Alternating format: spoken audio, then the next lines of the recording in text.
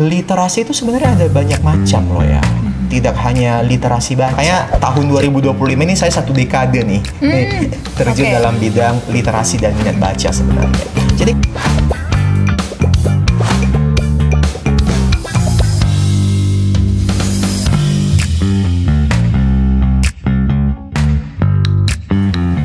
salam jumpa lagi di Nahia Podcast. Kali ini saya punya tamu yang luar biasa, Edward Hareva, SPD, MNAT SC.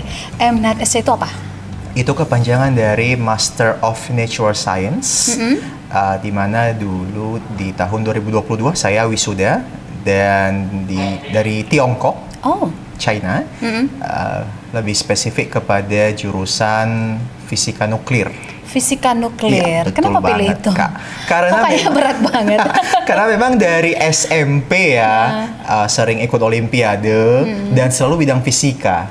SMA juga gitu fisika. Padahal dulu saya fisika yang paling dijauhin. Ternyata malah kamu suka ya. Betul fisika. Kak. Entah kenapa ya dibalik orang yang nggak suka saya suka gitu loh. Oh gitu.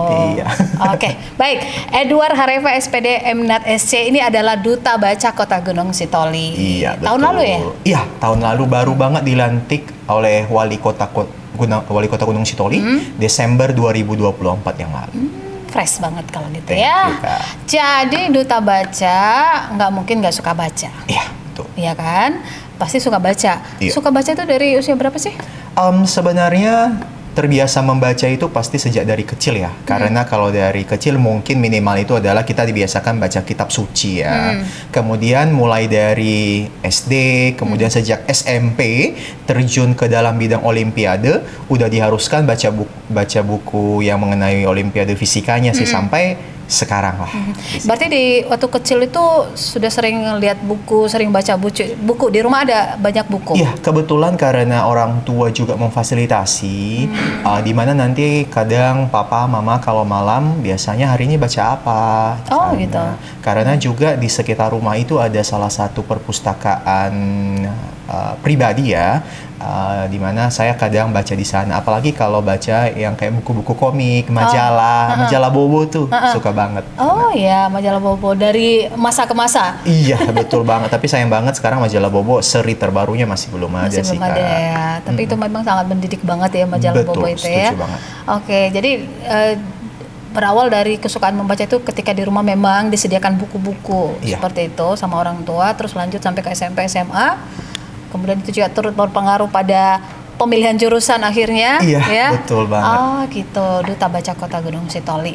Nah, topik kita kali ini adalah Baca Itu Keren, suara literasi dari Kota Gunung Sitoli.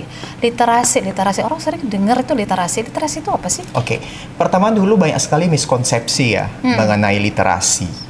Orang-orang mikir kalau hanya baca saja itu namanya sudah literasi. Yes. Oke. Padahal sebenarnya kalau kita lihat secara etimologis, literasi itu berasal dari bahasa Latin yang arti dari kata literatus, yang artinya orang yang belajar. Oke. Nah, setiap orang yang duduk baik dalam pendidikan formal maupun tidak formal itu namanya adalah orang literatus, orang yang sedang belajar.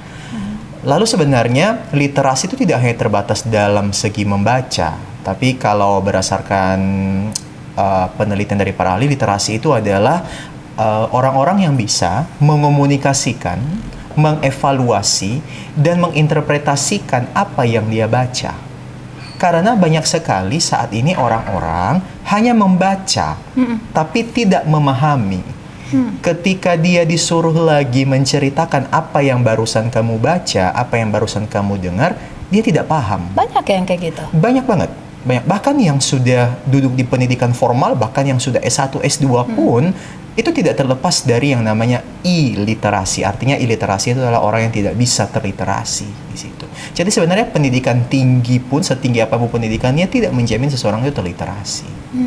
Nah, kalau angka literasi kita di Indonesia, Kota Gunung Sitoli bagaimana? Oke, secara Indonesia dulu. Oke, berdasarkan hasil penelitian dari Organization for Cooperation and Economic Development, barusan tahun lalu, tahun 2022, mereka mendapatkan bahwa skala orang yang suka membaca di Indonesia itu hanya 1 banding 1000. 1/1000? 1/1000. Serius? Iya, dan itu hanya bisa menyelesaikan satu buku loh ya dalam 1 tahun. Satu buku dalam satu tahun. Oke. Sedangkan untuk tingkat kegemaran membaca di Kota Gunung Sitoli itu ada di angka 44,35 poin dari 100. Hanya 44,35 dari 100 dan itu masih memang dari skala sedang. Ini memang naik 0,74 poin ya dibanding tahun 2022. Ini kemarin surveinya tahun 2023. Jadi memang ada kenaikan, mungkin juga karena kita sekarang fasilitas di perpustakaan Kota Gunung Sitoli udah mulai semakin bagus nih, apalagi dengan gedung yang baru. Betul.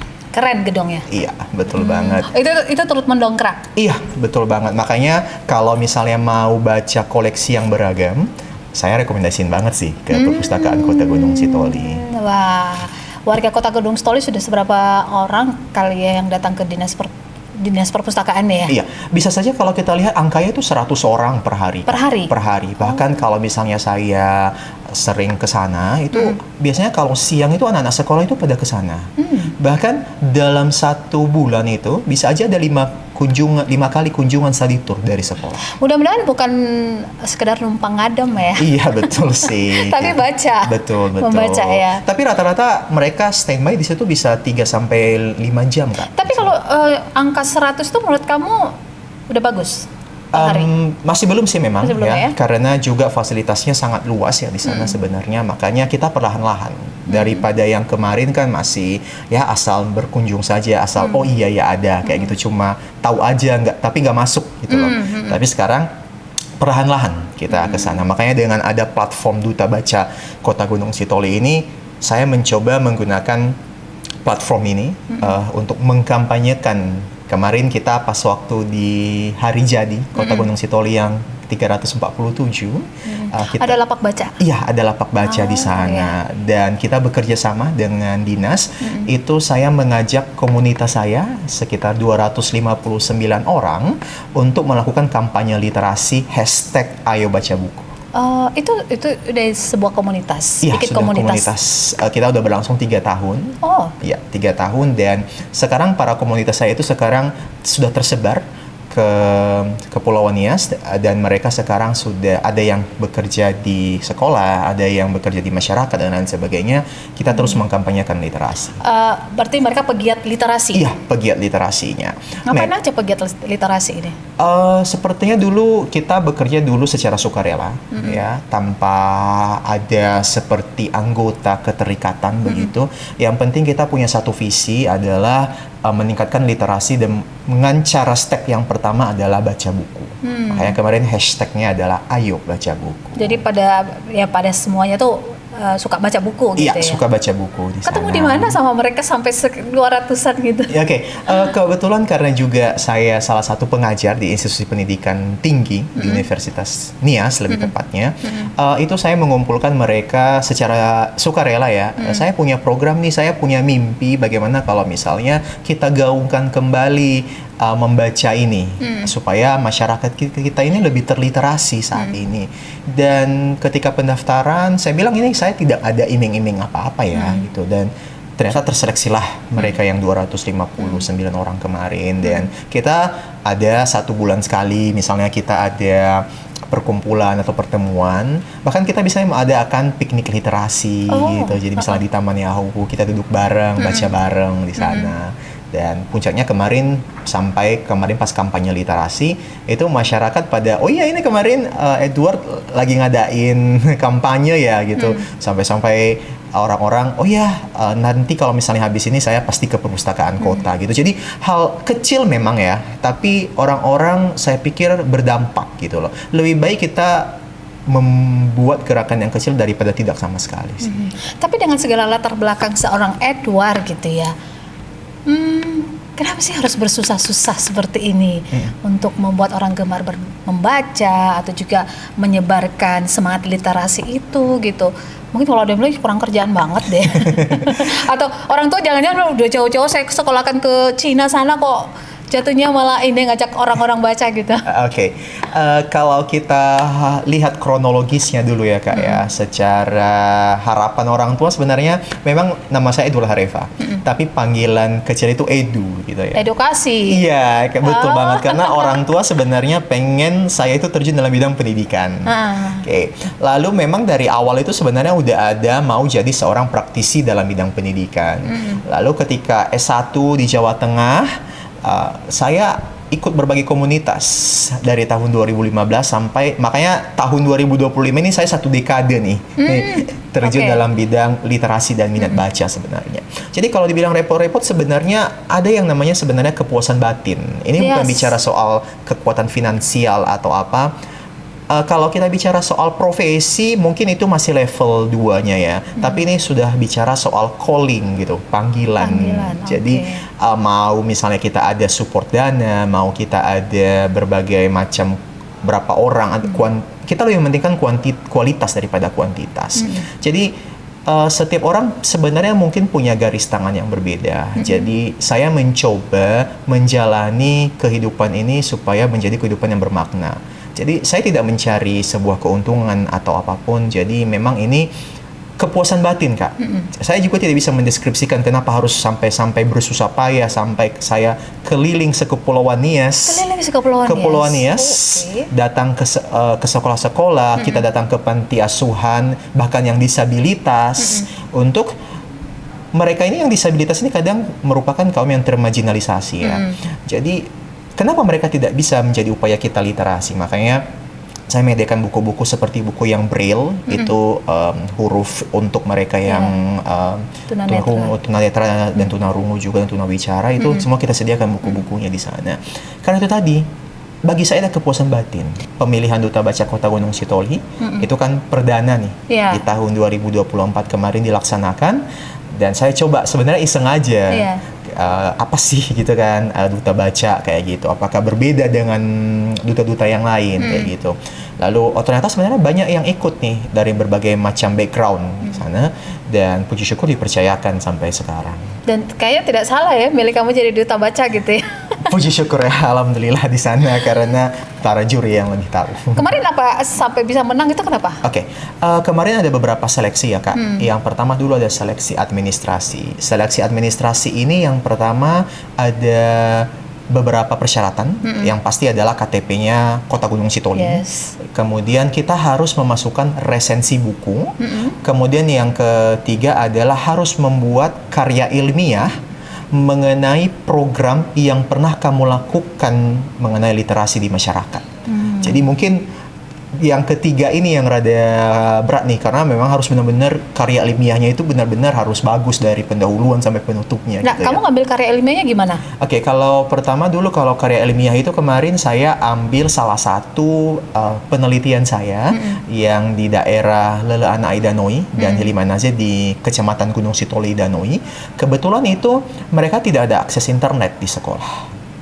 Begitu juga dengan perpustakaannya yang jarang digunakan, sehingga kami kemarin bersama komunitas saya kita terjun 3 bulan non-stop di sana pendampingan. Lalu kita juga mencoba memberikan pelatihan kepada guru-guru dan masyarakatnya, dan saya juga memberikan aplikasi digital yang bisa diakses tanpa internet. Kamu kan sudah di Cina gitu, kenapa nggak niti karir aja di sana? Sebenarnya banyak pertimbangan sih, tapi salah satunya adalah ini juga buat teman-teman ya yang misalnya dapat beasiswa. Jadi kemarin di aplikasi beasiswa saya itu saya katakan bahwa kalau misalnya saya keterima nanti saya pengen kembali ke kampung halaman saya dan mengimplementasikan itu apa yang saya dapat. Sebelum atau sesudah baca novel tadi yang diresensi sama kamu?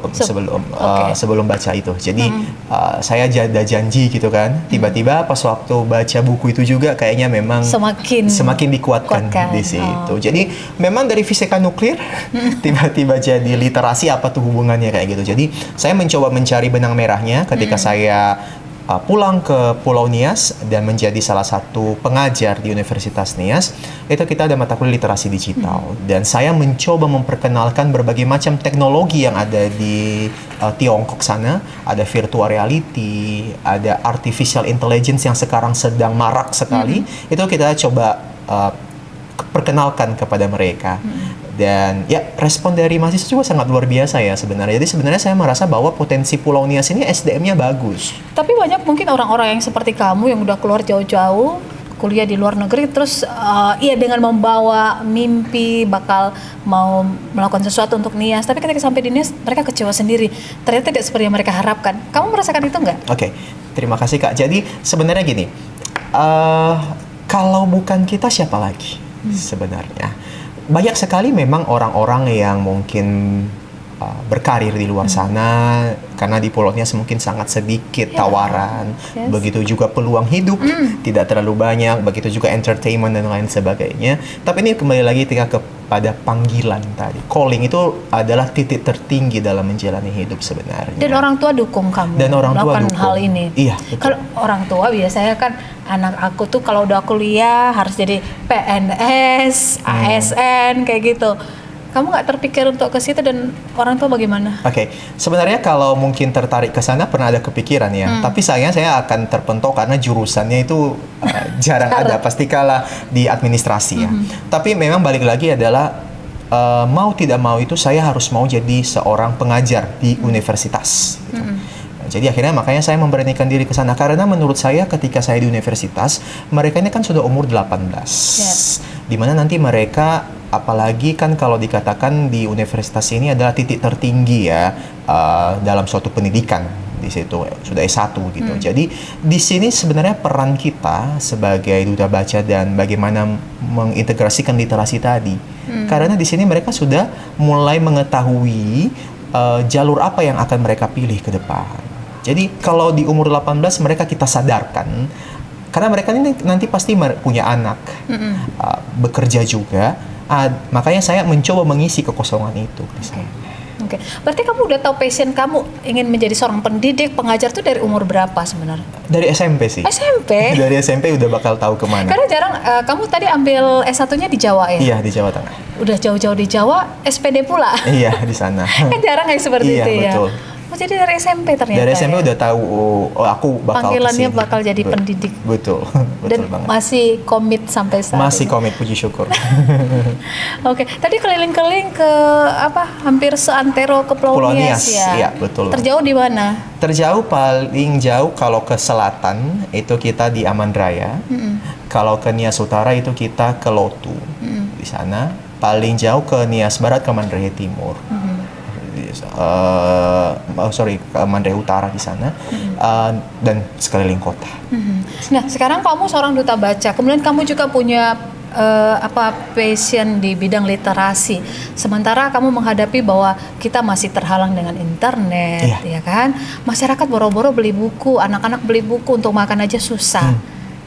Terus gimana dong? Oke, satu hal yang perlu kita tahu ya Kak, orang-orang lebih memilih membeli paket internet loh ya. Sekarang kan? Iya, daripada makan. Daripada makan, benar. Betul. Benar. Orang-orang lebih memilih harus up to date. Apa informasi yang baru, apalagi dengan kecanggihan nih, sekarang platform Facebook ya. Yes. Kadang ada pergeseran antara baca buku fisik yang mulai ditinggalkan, makanya ada ketakutan sebenarnya perpustakaan itu bakal sepi. Makanya saya sebenarnya terjunnya itu tidak hanya literasi, tapi di belakangnya ada literasi digital. Di sana saya mencoba menggabungkan digitalisasi dengan baca bukunya. Karena orang-orang lebih suka digitalisasi, maka saya ambil itu. Misalnya kita mempromosikan bahwa perpustakaan nasional itu sebenarnya punya buku-buku yang bisa diakses secara elektronik atau e-library di sana. Begitu juga dengan berbagai, misalnya bagaimana supaya berita-berita bohong, hoax, itu masuk literasi loh ya. Bagaimana cara menanganinya, meng-cross-checknya, website apa yang harus dibuka, dan lain sebagainya. Karena sebenarnya, sekali lagi, literasi bukannya soal membaca, tapi bagaimana mengelola informasi menjadi sebuah informasi yang utuh. Ya, karena kita sering melihat orang itu clickbait, cuman baca judulnya doang. Judulnya saja, langsung. Tidak mau baca sampai ke bawah gitu. Iya, betul banget. Malas gitu.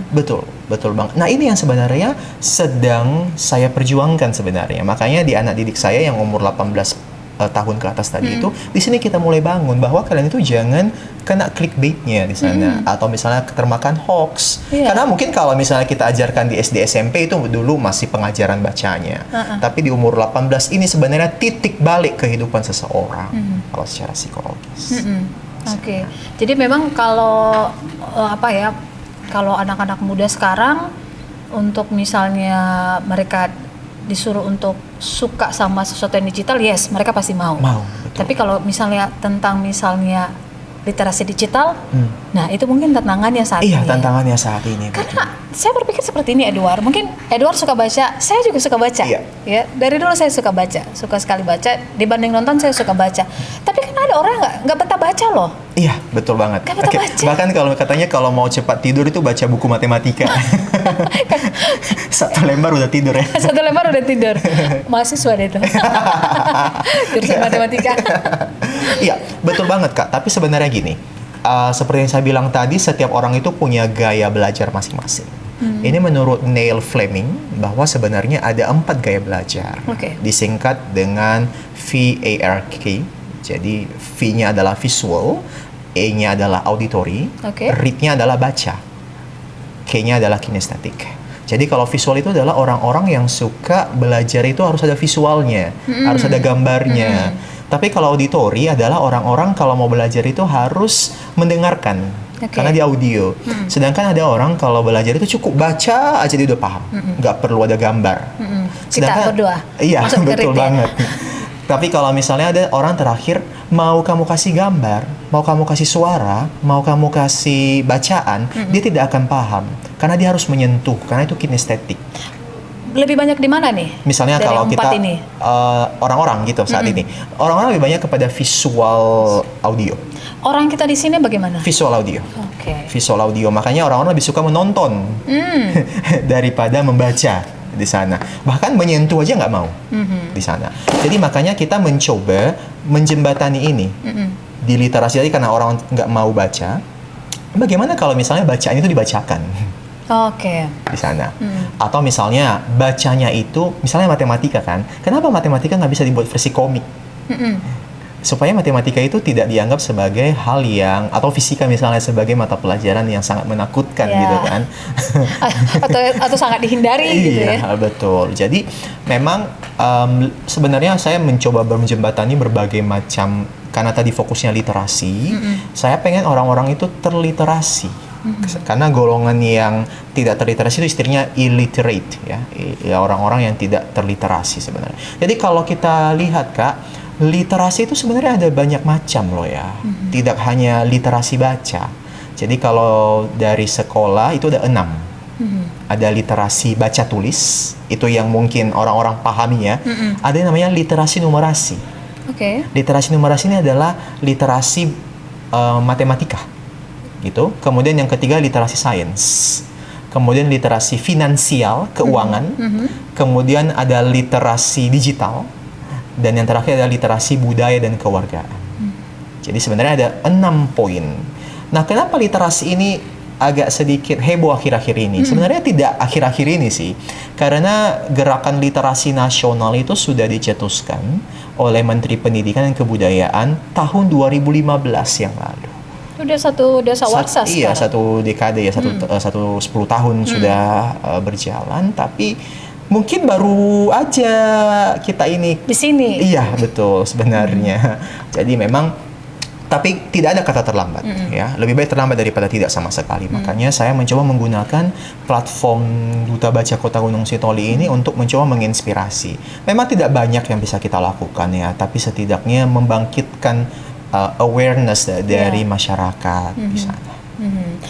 Kalau topik kita pagi ini, topik kita ini adalah baca itu keren. Iya, betul. Baca itu keren. Kita berdua merasa memang baca itu keren. Bagaimana dengan yang lain? Harusnya merasa keren. Karena kalau misalnya tidak keren, Kak, saya tidak akan bisa berbicara pada saat ini. Karena apa yang mau disampaikan kalau kita nggak banyak baca? Kadang orang bingung ketika misalnya jumpa dengan lawan bicara. Karena apa? Dia tidak punya banyak informasi yang mau disampaikan. Kalau misalnya kita hanya melihat dan tiba-tiba tidak mungkin dong saya lagi ngobrol bentar ya saya cari ke Google dulu atau lagi yang tenar saat ini artificial intelligence ChatGPT ya.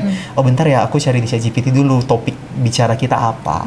Jadi salah satu penunjang dari seseorang bisa berpublic speaking yang bagus adalah harus banyak informasi. Informasinya dapat dari mana? Dari banyak baca tadi. Tapi ingat jangan asal baca.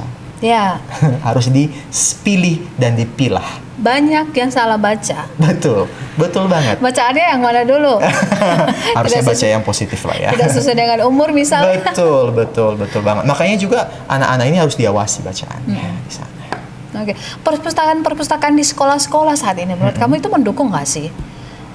Baik. Buku-bukunya sudah up to date nggak sih? Kalau misalnya bukunya masih buku-buku masa saya misalnya kan gimana ya? Oke, saya akan menjawab dari skop Kota Gunung Sitoli ya, karena ini Duta Baca Kota Gunung Sitoli sebenarnya.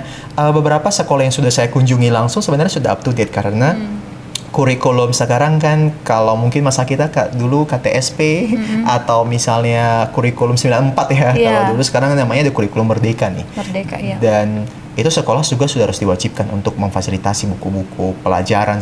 Dan juga ada sebenarnya tidak hanya di sekolah loh Kak, tapi dari Dinas Perpustakaan dan Kearsipan Kota Gunung Sitoli melalui Perpusnas itu mengedarkan berbagai macam buku bacaan kepada desa-desa terpilih. Jadi nanti mereka sudah survei, lalu nanti desa yang mau meningkatkan literasi masyarakatnya itu akan difasilitasi saya dengar itu, baca bukunya di sana. Dan ini udah luar biasa sekali sebenarnya. Bahkan ada mobil perpustakaan keliling juga. Betul, kan? dan itu bisa dipanggil untuk berkunjung baik ke desa maupun ke sekolah. Kamu melihat itu berdampak nggak sih?